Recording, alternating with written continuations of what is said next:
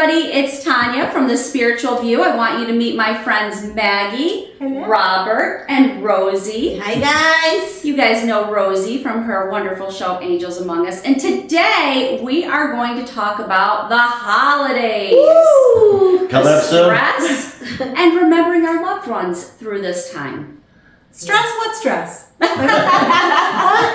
And how many lists do we actually write and we forget the list because our minds are overwhelmed with all My this mother craziness. has a whole notebook that is just dedicated to the holiday craziness and the lists, and she keeps it right next to her armchair where she sits and hangs out, so that way she can write everything down and remember it. We still forget everything. What's funny is, we were sitting down talking about what to do for an episode, and we all experience stress in different ways. I mean, they're very professional. They work with clients all day. They feel and get the stress from their clients, and it stresses them out. And they start to maybe sometimes bring that home. How do you deal with that stress that you get from other people? And Rosie and I get that stress in a different way. As mediums, we get people coming to us who, this may be the first year that they're without a loved one, perhaps. And we want to kind of maybe help figure out how to and let you know how we honor those people, how you can help honor those people and feel better and help heal through the holidays, as well as celebrate them and continue on, and knowing that your loved ones are always around you. Right, and then bring out the recipe book from Grandma.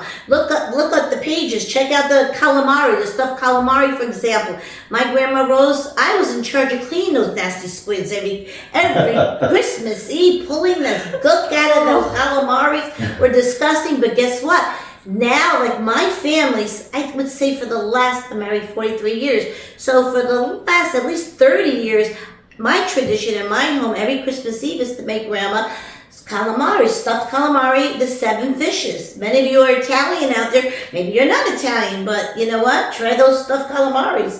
They're delicious. They're really good. Maybe you should give them the recipe. I'll definitely give you the recipe. That would be Absolutely. so fun to give some of our traditional. Yes. So what did your family do as a tradition? What's the one? Give us one food that you remember from your Christmas, maybe. Okay, so oh my gosh, that's hard because being Italian, that's all we do is food. But I would say at Christmas specifically, every year for as long as I can remember, we did a big standing rib roast. Oh. Wow. It was just everybody looked so forward to it. My mom makes homemade dressing for it, a homemade blue cheese dressing, and we do an au jus sauce. And my dad makes rolls, and there's all of these special things. But when we do our big family celebration with the extended family, we have we make it a point to have traditional foods that we've been having since we were kids, and so all of the loved ones that couldn't be there with us because they either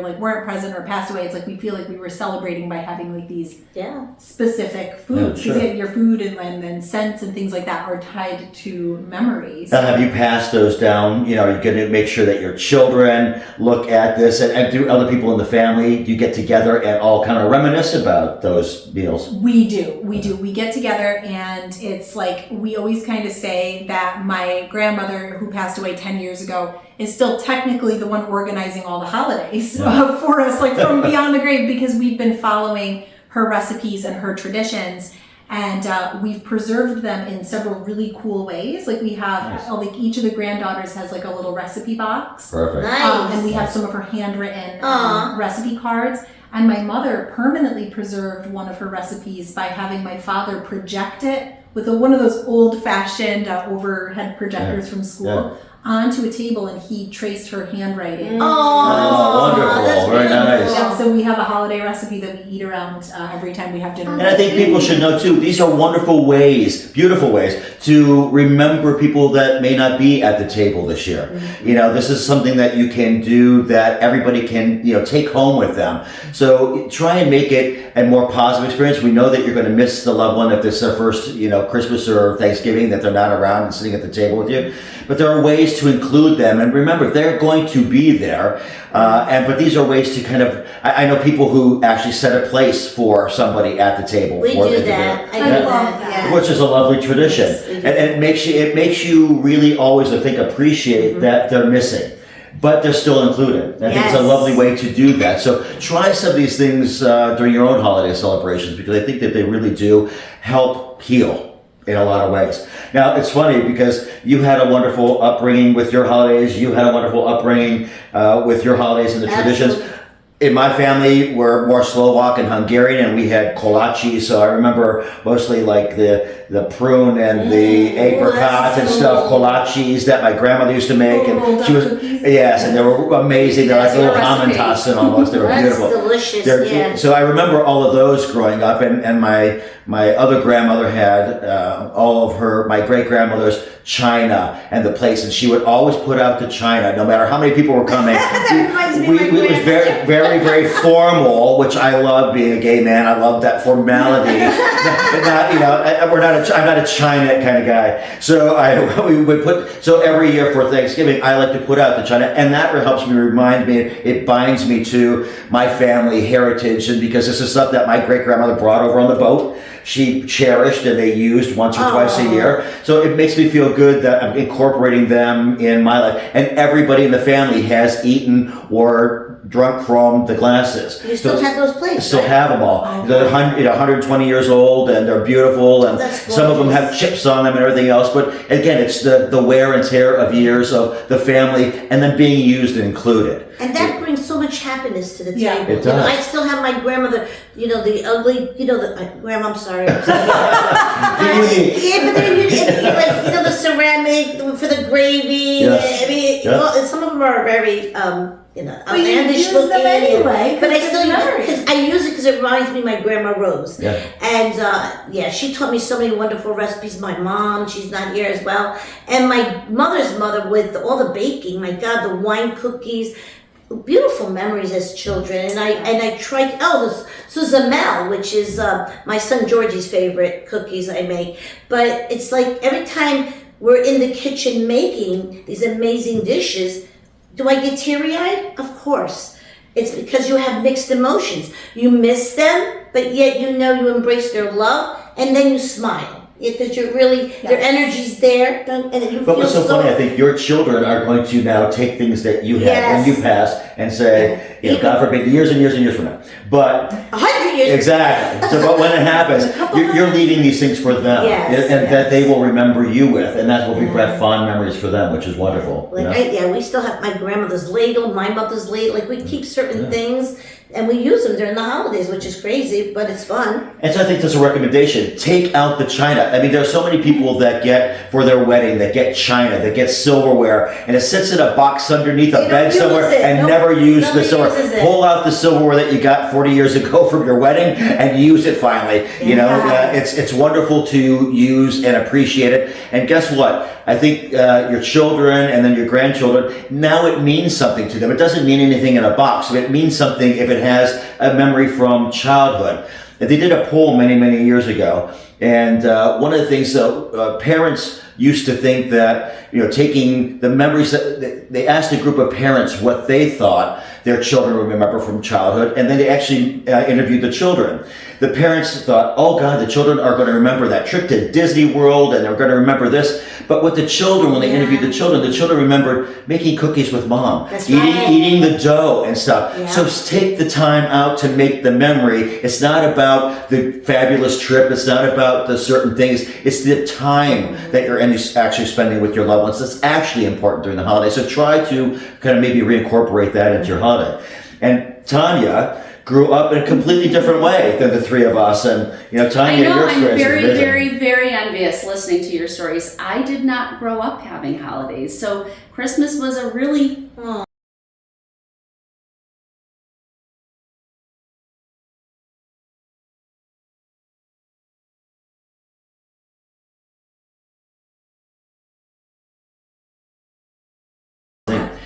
We wanted to take a little bit of break because this is a traumatic experience for Tanya, and I think it's good that people understand how religion, how upbringing can affect people's lives. And, it can add trauma, and some people don't have good memories about holidays. So don't please assume that everyone has fantastic memories about the holidays. It's a painful time for many people. Yes. And there are many people who are non-Christian who the season doesn't mean or carry the same meaning. Right. So it doesn't mean you disrespect them in any way. Their belief system is not your belief system, but just treat each other with respect. And in your own families, whatever your traditions are, whatever your ethnic background, just try to do whatever you can to build memories and positive memories with your children and your loved ones. Because, you don't ever want the effects of trauma of a childhood and not celebrating things and putting your belief system on somebody to cause them pain in any way. And just our wonderful memories is now causing, discomfort to one of our So I grew up in a religion where we didn't celebrate anything. There were no birthdays, there was no Christmas. And as a child, I'm not dumb. I know what December 25th is. I would go back to school after the holidays and kids would talk about what they got and what they did. And you just learn to put that tough skin on and you act like you don't care, but of course you do. And all I know is I don't have those loving family memories as a child for the holidays. And so when I left because I wanted to give my kids all the things that I didn't have. And it was hard in the beginning, putting up a Christmas tree. I mean, you were excommunicated, right? Like that is such a sin. You should see my beautiful Christmas tree though now. It's tall, it's like 10 feet. And it took time to slowly build those traditions up to let my fears of the way I grew up and that it's okay to have these traditions. And so our family, Christmas is very different. It is not for us religious. Mm-hmm. I have no problems with it being a religious thing. Just for us it isn't. Food-wise, we've made everything and anything. Mm-hmm. From turkey to ham to chicken to I'm nice. Okay with tacos. That's nice. That's awesome. What's cool is that you're not constrained. We have those traditions. You're not constrained by anything. You can make it your own, which is kind of interesting. Actually, she goes with the flow. Yes. Which is really cool. We have many people come to our house. Nice. Like my house, I've had it's always open. Yeah. So it was always if you don't have a family or your family's away and you're here, you're single. My children can tell you the crazy, groups that we've had, our house is always open. I have holidays with my ex-husband, imagine that, and his girlfriend. And, we've truly made our own memories and our own way of doing it. And it's far from traditional. Yeah.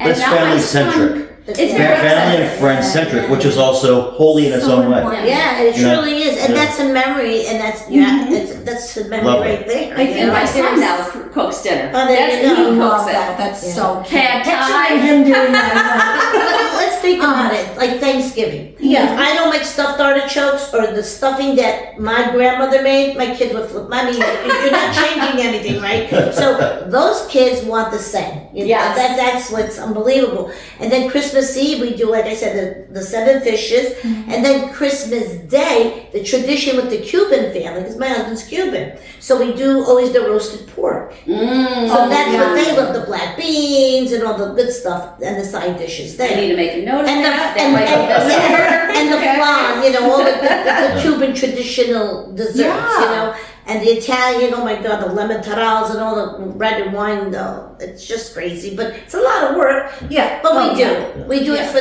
the children, for our friends, for our family. That's what we do, But I think, a lot of people, maybe they grew up the way you guys did, but there's a lot of sadness out there. Absolutely. Too. And people don't always have those super happy childhood memories. But, I think pausing and really, it's sad that you don't have those memories, but now you're going to make them. That's what's important. That's the thing. Important. I wonder too, and so I have a friend who also, she had really, really, really difficult holidays, and to the point where she was sour about holidays. Like they started to come up, and she would start to get miserable and upset, especially as she's watching everyone around her having this grand old time, and we're going out shopping and wearing scarves, and everyone's singing and drinking cocoa, and it was making her so bitter and so angry.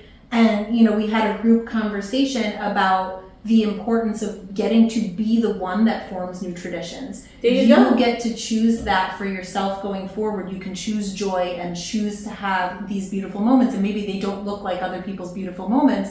And since then, she has found all these new, incredible, and weird ways to celebrate. And I think it's like there's got to be some sort of spiritual significance to coming into this world and being the one that gets to create those traditions that 75, 80, 90 years down the line, they might still be having tacos for Christmas. That's something that you established. So your great-great-grandkids are, why do we make tacos? Well, great-great-grandma Tanya didn't get to have, and it's going to become a story that you're, without meaning to, going to pass on to future generations as they sit around the, the Christmas tree eating tacos. Like, it's kind of cool. I think one thing too, I mean, there's a lot of people, being a gay man, particularly during the 80s and 90s, it wasn't as accepted as it has become. Yes. And a lot of parents ostracized their children, and we had to choose our own families. So I think you find a lot of gay men who went out to find their own tribe, So I remember going, when I was younger, to so many, holiday celebrations for Thanksgiving and stuff, where it may be, several gay men and lesbians who got together because their families have my family thankfully never did that to me. I'm very blessed for that. And Rosie also, has a gay son who, and never been excluded in any way from any family functions, but it did happen in great measure for a long time, particularly with the advent of AIDS, and they thought that the children didn't want them to come home because they were HIV positive or whatever. It was a very lonely time for many people, and I lived through that. It was horrible. So sorry. But it was what it was, and sometimes some things make you stronger. Yes. But you get resilience, like what you went through. You come out of something, it still hurts. But it still does, even at my age. Yeah, it still hurts. From children, it's still, because I do wish I had those memories, and I'm hoping I'm instilling them in my children. And for us, I think the biggest thing that I want to teach my children is to never leave somebody out. Yes. Never leave somebody out, because it can be such a great time of year, and it can be such a sad time of year. Absolutely. Invite the elderly neighbor from next door over, or take a plate over, and spend an hour with somebody. Just make that your Christmas gift to someone else, and make it a karmic Christmas gift, because you get so much more from the giving than you ever get in receiving. So please make the time to include somebody that you normally wouldn't include, and don't let the holidays be a time where it reinforces separation, because sometimes in families we get on our high horses about stupid little arguments we had during the year or something else. Make it a time of healing. That's right. And if somebody invites you, go. Because I think people, they're just being nice. No, they wouldn't extend the invite at that time of year. Perception. It's also about perception. Good. Be receptive of that gift that they're offering. Come to my house. My house is open, and my house is open if you want. And my son Frankie, he had a lot of friends, like you were saying, that their parents just didn't want them around anymore. And I would invite them for Christmas, Thanksgiving, Easter. I'm saying Easter. I'm thinking Easter. It's Easter. But I'm thinking of my Aunt Esther. She must be like channeling with that right now. Because it's really weird. I just saw the whole thing. Like before she passed away, we were having dinner and all together. So that was weird. It's got like a weird flashback of my Aunt Esther.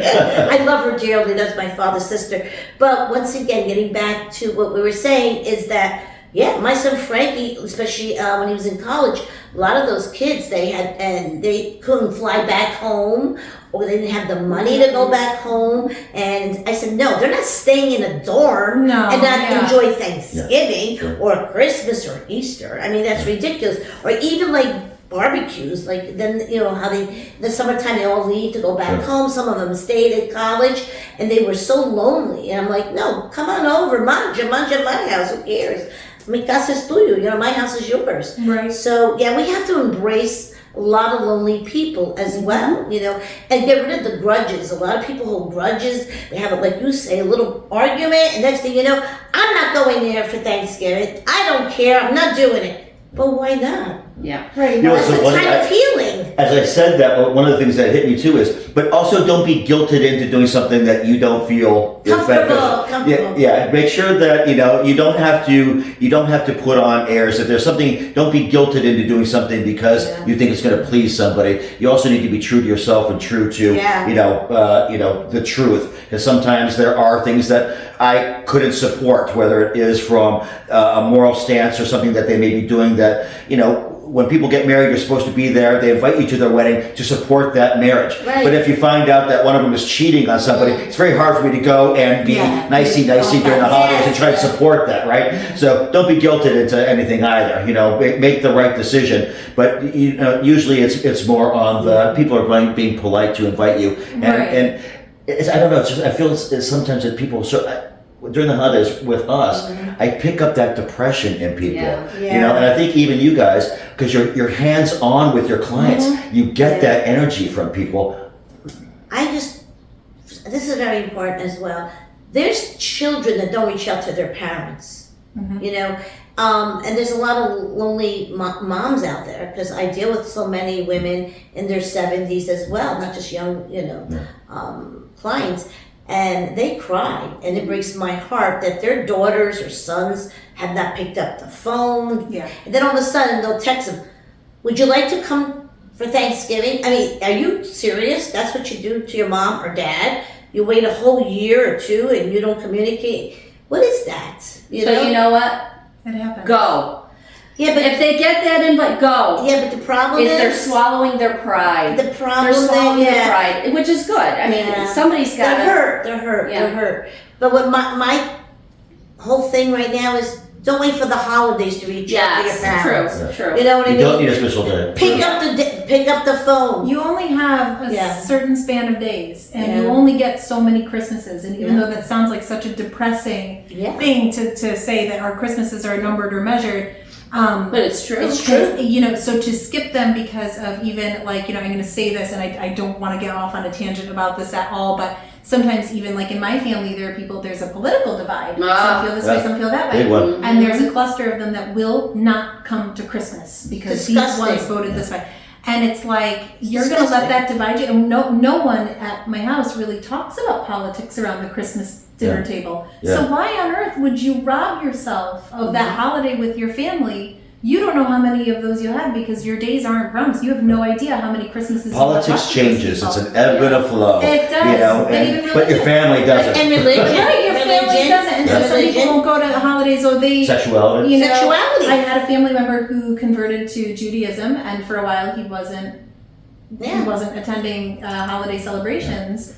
Because there was an uproar about it, and it's like, are you kidding me? You're going to miss the chance to see this person because their belief system is a tiny bit different. Are you kidding me? And then I come from the perspective, all I want is that. And how can you not reach out to that person? How can you not reach out to your mother? How can you not reach out to your child? Don't have that family, and you're going to refuse the family that's knowing themselves. Or they're married to a narcissistic woman who tries to control them and brainwash them. So there's a lot going on, and this is why the whole purpose of the spiritual view is we're trying to teach everyone about love, about forgiving, and it's an unfortunate thing, especially during the holidays.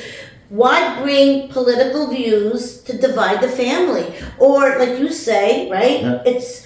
It's crazy. Why would you do that? I had something that Robert and I were just talking about this early before we started, as far as like anger about the holidays is people will sometimes even hold themselves back from enjoying celebrations because they've lost a loved one and they're angry about it, or this one's not there, or that one's not. Like we were all like, to our broader point, the holidays can be a really emotionally difficult time, but your loved ones, especially on the other side, don't want you to sit there miserable for the holidays. And to suffer. They want to see you celebrate because they are there celebrating with you through every second. There's no doubt in my mind that just because I can't see her, that my grandmother's not at every single holiday, that Oh my pop isn't at God, every yeah. they're all there with us. So if you rob yourself of the chance to celebrate because you're angry that they passed, or you're upset, or you're, oh, I can't celebrate without them, it wouldn't be right. No, it wouldn't be right not to True. celebrate. So that sometimes people let their feelings hold them back from celebrating,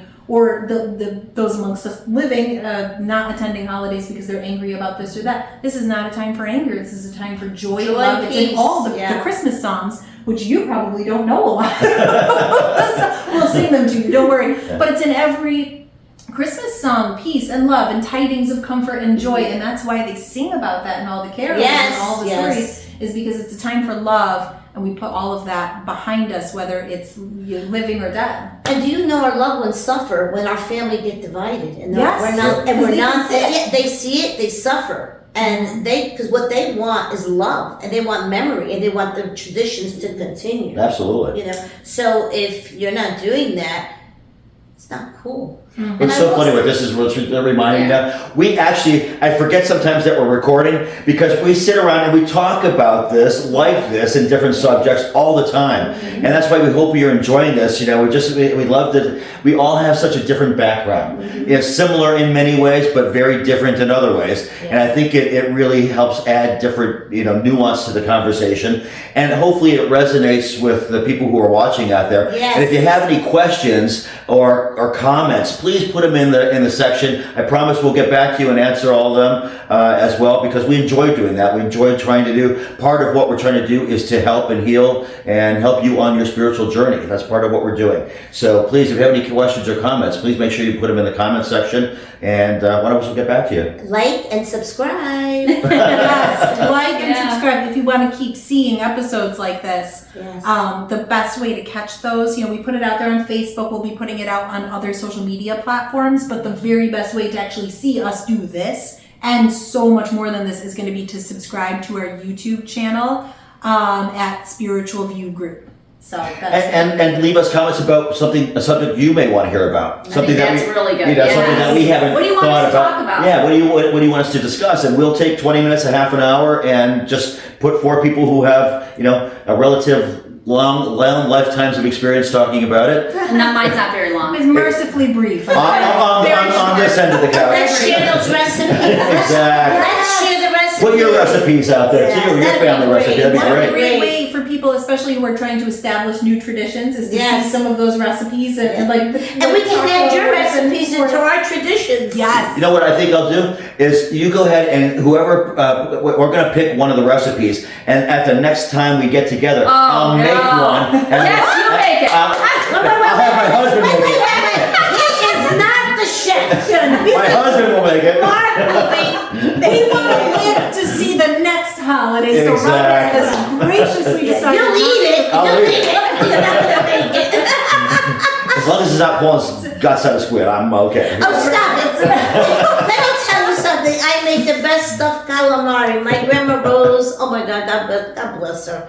I mean, I have so many beautiful memories with both of my sides of the grandparents. My grandma Adelina, my mom's mom, and Grandma Rose, my dad's mom. She was a tough cookie. I love her. Yeah. So whatever your traditions are, Let's share them. and think of your loved ones. Call out to them. On Thanksgiving, I usually go for a walk early in the day. My kids probably have no idea what I'm doing, and I speak right out loud to one of my loved ones. So, Beautiful. Yeah. so there you go. Whatever you do, include them. Yeah. They're there. And I'm stuffed in the turkey. I'm stuffed in the turkey. I'm like, Grandma, what?